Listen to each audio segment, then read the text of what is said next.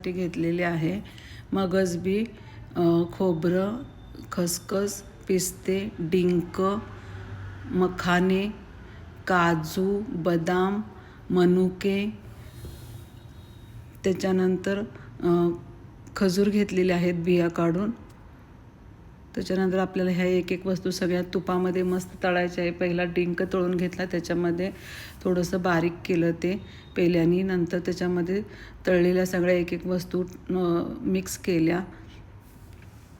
खूप सुंदर मिक्स होतं हे, खूप छान लागतं, कुरकुरीत होतं हे। पिस्ते, बदाम, मगजबी पण खूप छान फुटले, खसखस पण भाजून घेतलेली आहे। खोबरं आणि मी मखाने मिक्सरला बारीक करून टाकलेले आहेत। हे सर्व व्यवस्थित मिक्स करून घ्यायचे आहे।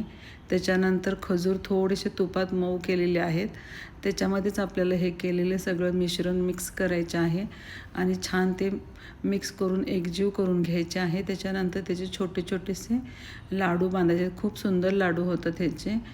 ह्याच्यामध्ये गोडपणासाठी खजूरच घातलेले आहेत।